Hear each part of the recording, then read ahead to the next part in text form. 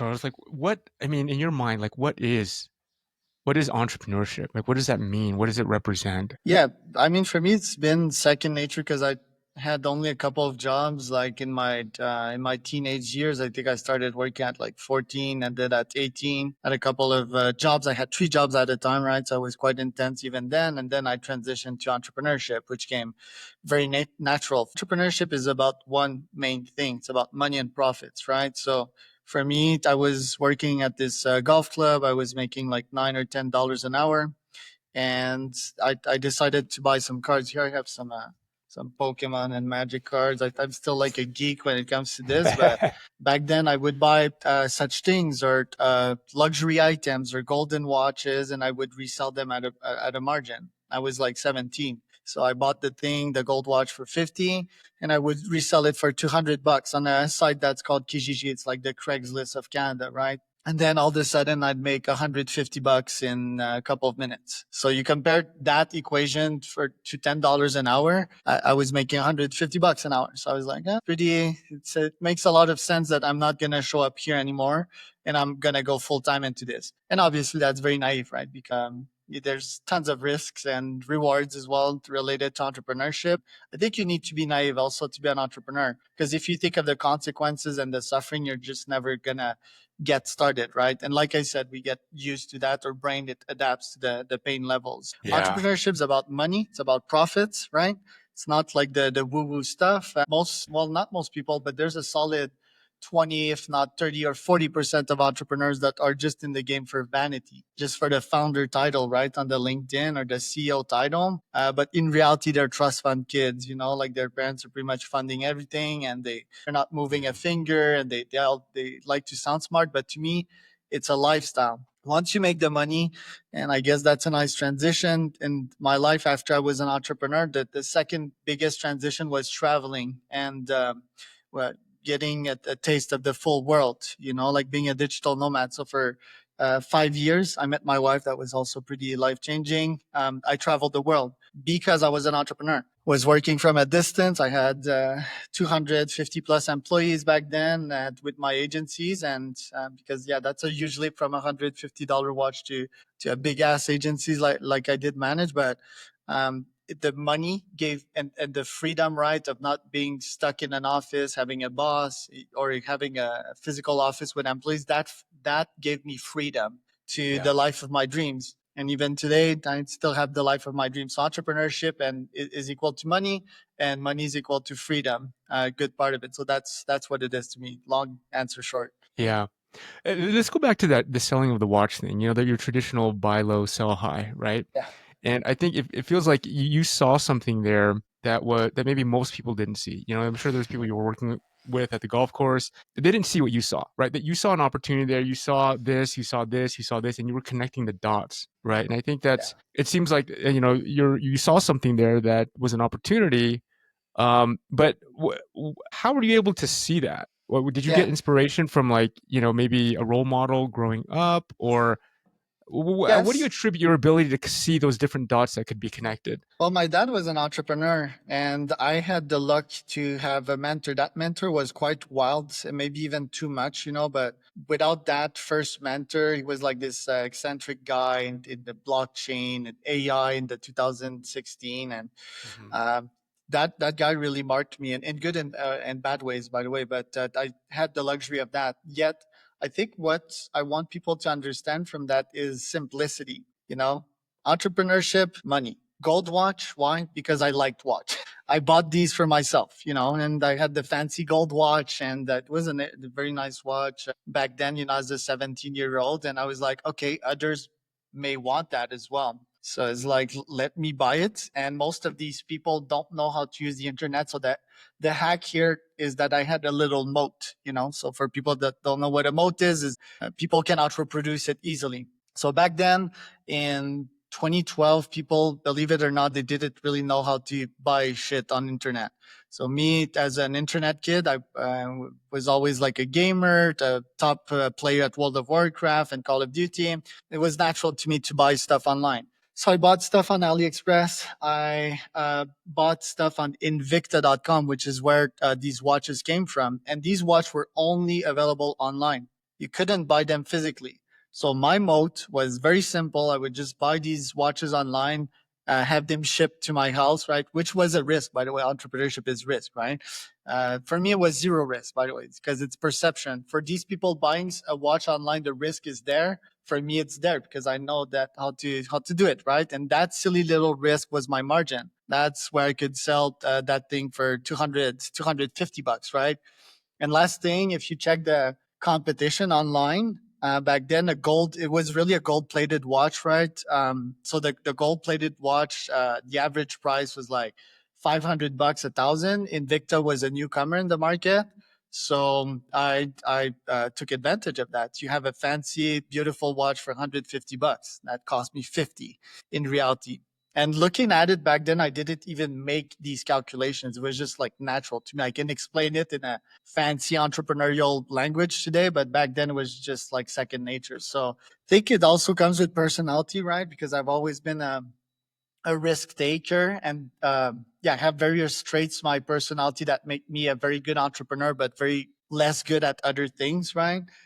Each has always somewhat been a problem for me, so I always have needed to work with that. But yeah, very much of a risk taker. I'm like an addict basically, but I worked on myself, so I'm like not in the wrong things. So I'm addicted to entrepreneurship nowadays. But yeah, that's a fine edge, you know. So I think you also need to have a personality. It's not like I was born that way. Also, I think I worked on these traits to make me like very good at these things. And yeah, message I want people to get from this is that you can constantly improve yourself on a daily basis, right? So the past 10 years for me has been a self-development rabbit hole. It's self-help rabbit hole, right? Like I've been to the Tony Robbins stuff. I think we talked about that previous to the pod. And every day I've been carving the best version of myself, right? So if you want to start today, may you start today. But once you're in, you get addicted to it because it's like results. And then you're like, okay, off these results, how can I build a new experiment to improve Yeah, it even more? And next thing you know, yeah, 10 years later, you're the best version of yourself. You've accomplished a whole lot. But obviously, as you know, Derek, like lots of scars in sure. between, right? Yeah.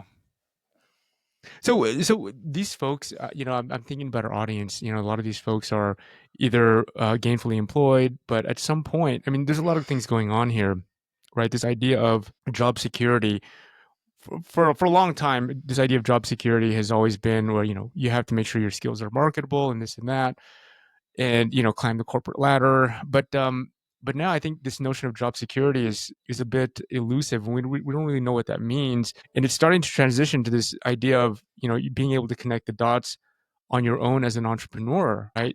Creating, developing, marketing your own products. And for somebody that might be working or is maybe not working, unemployed, and is looking for the next position, maybe they're flirting with the idea of developing their own product or their own services. For that person, what would you think? Like, what kind of plan would you create for them to sort of ease into it, especially if they've known nothing but being an employee, right? How can they ease into developing that mindset or getting past some of those barriers to sort of develop themselves, to get more comfortable, to get more confident? How would you have them approach that? Depends on their skill levels and depends on how low you start, right? So if you start at the very bottom of the ladder, meaning you have no skills, right? You have no connections, I don't know, you're an assistant or something. And the market doesn't really respect the skills that you've built and your value. I would go on Upwork, right? I would go on freelancer.com if you're tech savvy as well. If you're not tech savvy, I would also start at the physical bottom of the ladder, which is delivering food for Uber Eats, being a Uber driver, like just so that you can get the experience of what does it feel like to have almost no safety nets, no strings attached. Um, Another cool step would be to come work for a very talented founder and CEO. Like me, I don't hire anymore, right? So my ex-employees were pretty lucky. I'm pretty sure they don't know that they were lucky to work with me, but they had a hell of a mental training, right? To work with me, they learned grit, they learned IQ, they learned EQ. Um, and that's game changing. I had my mentor as well that I told you about. Finding these folks is very hard because one, I myself, I don't believe in employees anymore. Since like 2 3 years ago, I fired pretty much like all my workforce, and nowadays I work only with AI agent, and that's a pure blessing. It's so I wanna efficient, it's so fun. Yeah. I wanna Uh, I wanna double click on that, yeah, you just know, let me because finish my answer, yeah. and we'll get to that. Just real quick for the audience.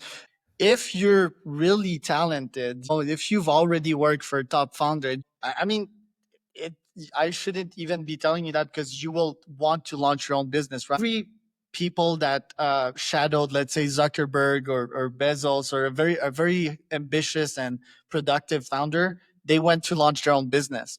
Why? Because they were giving the full roadmap. They were like literally second in commands, and I speak to a bunch of chief of staff nowadays that are great founders and CEOs. They went to launch their own companies, and that's like extreme risk, right? And extreme hardness and level. And yeah, it's so challenging, man, as you know, Eric. But yeah, the rewards are pretty big as well. You get like full freedom. But yeah, what's your question about AI agents? Because I know it's quite Well, controversial.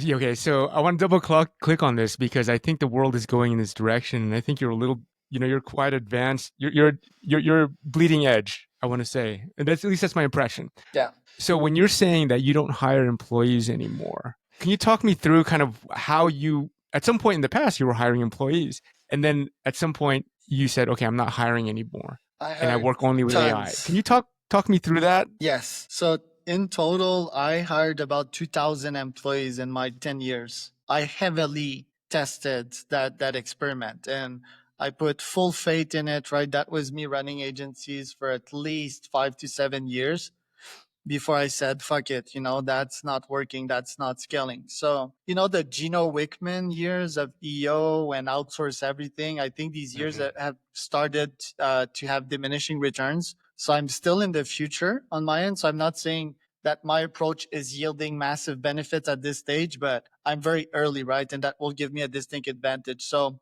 yeah, basically the logic was that I hired a bunch of people, I created SOPs, I had CEOs, I had chief of staff, I had VP sales, I had tons of salespeople. So I did run a call center at some point with 200 plus employees, right? And I had all the stratas, all the corporate stuff. So I tested that, and my conclusion was that probably like 1 to 5% were A plus players. Not even A plus. Like A plus would be me. I probably had 2 or 3 A plus players in my 7 year span in hiring 2,000 plus employees. And I was hiring off website like Upwork and so forth, by the way. So these were like freelancers, quote unquote, but with real position, which was a good Mhm. hack. And I can speak on that later. But yeah, I had SOPs, I had everything. And yeah, it wasn't worth the time and the energy, ROI, the emotional drama. It was like just a net negative, right? So even if I had a nice arbitrage in between the, let's say, $15 an hour I would pay them, sometimes 20, sometimes 30. Let's say that I would resell them, because that's what it is, which makes it sound like slavery, right? Because it sort of is. I would resell them for like 100 to 150. That was the agency arbitrage. And even with that fat margin, I was like, yeah, this is inefficient. Why? Because I could literally code what they were doing through a nice Zapier and automate it in a couple of days, right? Because when I would outsource to them, they would take a hell lot of time. They would start the time tracker, but it would take them 2 to 3 hours to do something, and there was a bunch of like games being played, right? So just low ROI, and I just decided to fully align myself with the future, the AI future that we're in right now, and that officially started 3 years ago. And yeah, just code my employees to life. I realized I was also very lazy as a CEO and a founder. I would try to outsource my problems to people, but that doesn't work. The real solution is coding, right? Coding solutions to problem. And yeah, that's very much possible nowadays. So instead of hiring an employee that I have to pay that to pretend that I like them and play all these games, I'm fully outsourcing that to bots nowadays. I still work with humans, but at the co-founder level, right? So I work with other Charles that are very talented, very smart, very intense, very speedy, right?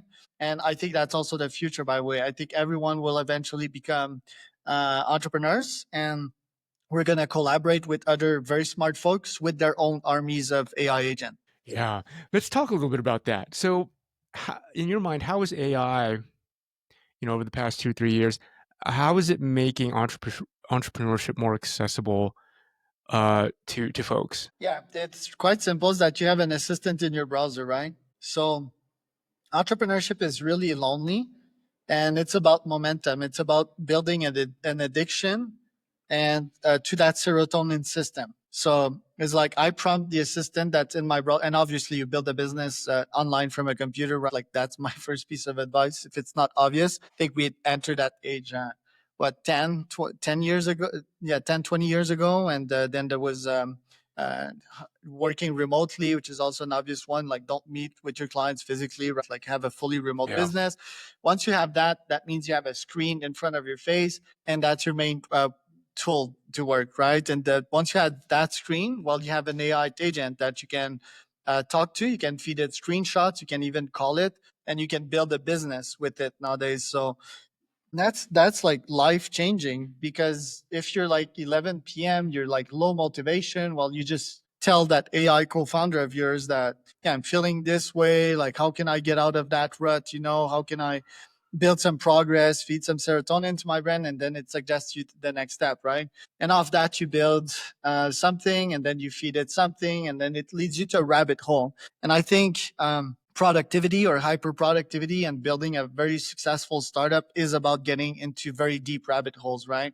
Rabbit holes that like very few other entrepreneurs have been to. So that's pretty much how it changes it. So that AI, it knows how to code, it knows how to generate image, it knows how to generate marketing material, it knows how to generate copy, it knows pretty much everything, right?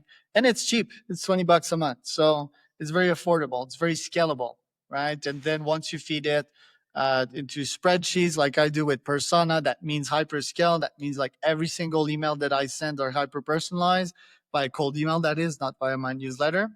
And yeah, that means even more success. So what that means for younger gens, if you're ambitious, because I have these young clients that buy my services of coaching and so forth. Arian Mohindra is one of these guys, and I think the guy's like 18 or 19. He's extremely ambitious, right? And I really taught him to think AI first, right? So this kid is building with ChatGPT on a daily basis, and he's moving 5 to 10x faster than other founders, leveraging podcast systems, leveraging cold email to get new clients. And this guy has an advantage vs a 55-year-old or 60-year-old guy that's not even into AI yet, because he's still in his old habits, right? So yeah, that gives newcomers a distinct advantage. Yeah. So the folks for the folks in our audience that are listening that are sort of coming up to speed on AI, and I know we might have jumped into this a little bit prematurely, but can you just talk a little bit about this concept of an agent? Like, Yeah, an what does that agent is mean? autonomous. It can take action for you. So basically, ChatGPT is an assistant, right? It doesn't have like acting capability. It doesn't have virtual arms to do shit for you. This year, exceptionally, and that revolution hasn't fully started yet, right? The agentic revolution. It will start officially once OpenAI deploys Operator. Once its Operator does a better job. Right now, it's not doing a super fine job, but we'll see an update, like let's call it in 1 to 2 months from now, from ChatGPT, and maybe 2 weeks if we're lucky, in which ChatGPT will say, okay, the agentic age is here. They're probably only going to deploy that plan for the pro plan, the $200 a month plan, and it's going to be an agent that's going to do shit for you very well. So that's going to kickstart the agentic age. And the real game changer in this, and what's like market shattering, we've heard a lot, these founders and these CEOs saying AI won't replace people, it will replace people that are not using AI.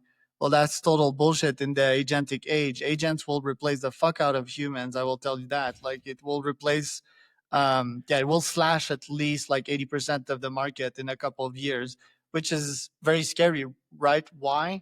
because I can have a Charles GPT and you can have an Eric GPT, copies of you, right? That will work for you 24/7. And Eric GPT is 1,000 times faster than Eric. It learns 50x faster than you, if not 1,000x. Yeah. It memorizes everything, right? So it's like literally a copy of you on steroids. So it's not Yeah. just an assistant anymore. Obviously, it listens to you, but now it's acting on your behalf. So why would you hire humans? Yeah.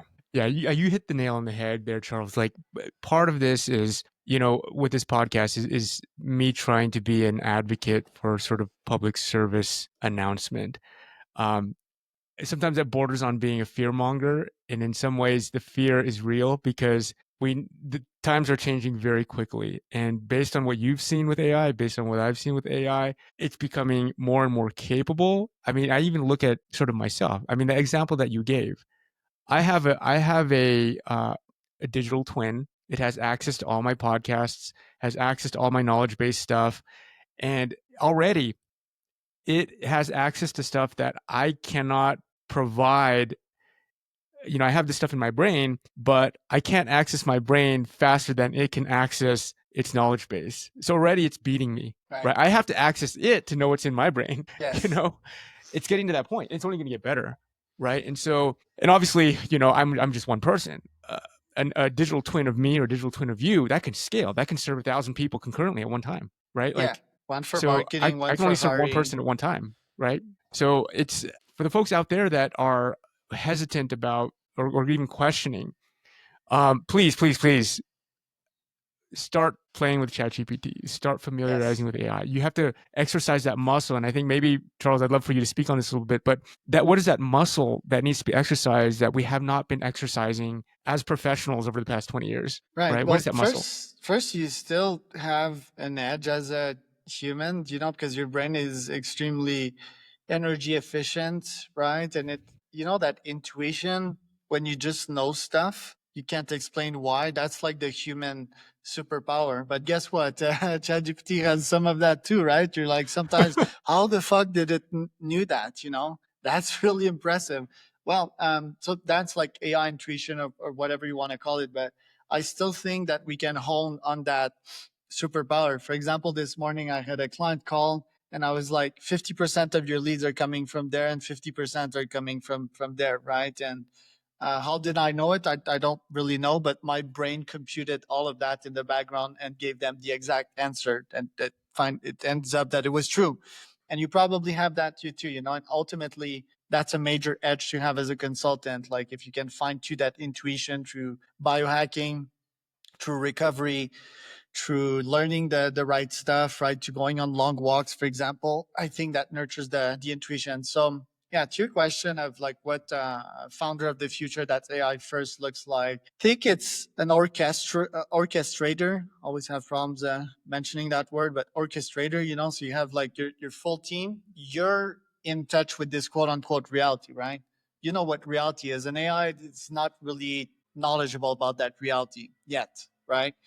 And just that consciousness of ours is a superpower, by the way, like trying to understand this reality, right? And picturing it. Like, this is years and years of data crunching by the brain, and that's an edge. But you orchestrate an army of AI agent. You manage them, you look at the results, you look at the dashboard out of your AI agent team, and you tweak stuff. So you're sort of good at analyzing, but also understanding that you can outsource this analysis to AIs. You're the major action point in that full web of you and all the AI agents, that is. So that would be one. I think two would be like trying to find these AI agents, right? So constantly testing new technologies and finding out which one is best. Then you're like a connector, right? So how can I make this AI agent work with that one? Mean Zapier or Make or all of these tools nowadays, but I think in the future there will be like one core company to connect all of them together. I'm pretty sure you're gonna be able to tell your AI agents to connect that stuff with that stuff, or just tell it like, "Hey, I want this.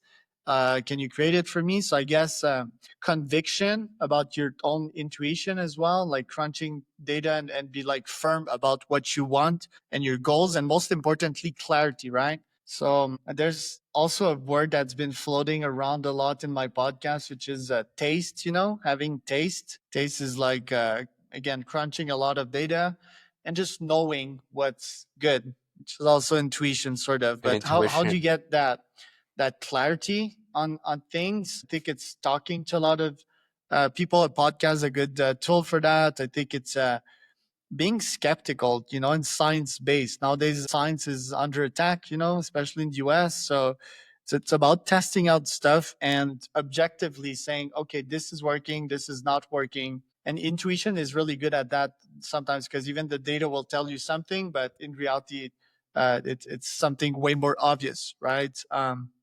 So again, I think biohacking and taking care of your brain, talking to a lot of high quality founders and CEOs is good. And yeah, that experimental mindset, right? Because a Yeah. lot of people, school has taught them to fear failure and not to try out new stuff, you know, to stay in the conventions and to have good grades. Well, that's all in entrepreneurship. It's entrepreneurship is about testing out new things fearlessly and not having your feelings hurt too much when LinkedIn decides to ban your 18,000 followers profile like I did and just move on and try out other things and staying curious and open minded, right? So, again, long answer, but I think these are some skills that people need to cultivate. Was that recently, by the way? They banned your account. Yes. Yeah, they banned Okay. my account. Yeah, I think it's because I was posting too much truth bombs, you know? Yeah, I posted a lot of good shit on LinkedIn. Truths to them. Dropping truths, or at least probably 85% of what I say is truth, or at least for me. So yeah, LinkedIn didn't like that. And yeah, they banned my profile. I'm pretty sure I'm gonna get back, you know, because I'm a sort of a hacker, you know. So today, for Yeah. example, yesterday I launched a campaign. I messaged like all their compliance team. So yeah, and I just don't let go easily. But yeah, of course, that hurt my feelings and I hurt my sales as well, right? Because people look at my LinkedIn profile before they actually buy. So Yeah. yeah, that was a bit too bad and got me reflecting on it's not that I am for X and what Elon is doing right now, but at least they don't ban people like that. You know, it's pretty Yeah. terrible to do that. It's not just because it's like about hurting my feelings. It's just that why are you banning me? Don't you have like other mechanism to like keep me on without like pissing me off? You know, and knowing that I added value to your platform, it what it shows me is just the inefficiency, right, of their community, the reputation management community, which is mostly based, I think, in the Philippines, and I've heard about like AIs sort of monitoring the profiles. So I think Yeah. they just can't handle yeah that many requests, you know, like of if we should keep this person or not. I think they're also like misevaluating. They didn't really ban me because I took more than I have given to this community. They banned me because I went against the rules, which are very obscure, by the way. One, and two, they don't even tell you why they banned you. So I think it's just inefficiency again. Coming back to our conversation about like AIs and humans. So yeah, because right now I'm just talking shit against LinkedIn for like the past month, and I know like a shitload of CEOs and founders, right? So just a net loss for them. It's this sort of power thing that they can hang over people. They want to keep people under certain guardrails. You know, you're one of the most interesting people that I've met that has had their LinkedIn account banned. I have another friend, super interesting guy, right? He speaks the truth. He doesn't have a filter. Yeah. He too got banned. And so it's only recently that he has to like build up his account again. And it's just, yeah, He's and no gonna get banned explanation. again, by the way. Like I tried doing that, and surprisingly enough, their AI is detected, and I think it's because also like I'm sending connections to a bunch of CEOs from my podcast, Yeah. right? Yeah. And they're like, okay, this guy's in Oaxaca, Mexico, and he's sending connections to US people, Singapore people, Yeah. Hong Kong people, right? Because I'm quite international by nature, and I think they just don't have an algorithm mechanism to deal with that. So Well, yeah, here's it's the pretty thing, sad. Charles. I don't see you as being you're an outlier, right? Yeah, You're not the run of the mill sort of profile yeah, or person. And you know these larger scale platforms are built for they're not built for the outliers. yeah. right? Yeah, I understand that. But So like LinkedIn at first, I used to didn't like them when I was younger because I thought it wasn't cool. In the lion time, do you remember the lion days? yeah, In yeah, which like you would be a lion and LinkedIn open network and connect with a bunch of people. I thought that was pretty lame. Most of my clients were on Facebook and Insta, so I was like, yeah, LinkedIn, so what? Then I very much liked it because it was a lead gen tool. I think it was yeah, around 2019. And I started getting a bunch of connections. Then I started a LinkedIn agency, believe it or not, for LinkedIn outreach and generated results for my clients. And I'm not sure if you saw that, but I think it's also related to that why they banned me. Like not so long ago, Apollo, Seamless, and a bunch of other lead generation pages got banned. And I'm affiliated with Apollo, right? Like I had it in my profile, I'm a partner with them and a bunch of other lead gen brands. I think that also contributed to it. They're like striking back. And Apollo, I mean, somewhat rightfully so. And what's hilarious that Apollo is a YC company. I work with a bunch of yeah, YC founders nowadays, and they started scraping the shit out of Apollo around 2019. LinkedIn reacted to them 6 years later. They're like, oh, Apollo is scraping us. Like they never realized that, and then they're banning them. I don't think they're gonna give the page back, but this just shows how like slow moving these yeah, companies are. So LinkedIn's been acquired by Microsoft, right? It's not the Reid Hoffman days. I love Reid yeah, Hoffman, by the way, still. This like Microsoft, I think OpenAI is in danger. It's like being having a huge deal with Microsoft. I think they saved Sam Altman when the OpenAI drama happened, but I still think that OpenAI is gonna have its legs chopped off by a corporate giant. That's mostly about satisfying profit margins for gray haired investors at over 65 that are just yeah, sitting back, not knowing shit, and just reaping the profits. yeah. Well, it is. We were talking about this a little bit earlier. Like, um, it feels like there's going to be a rise of entrepreneurs. There already is. I think that's going to. It feels like that's going to continue.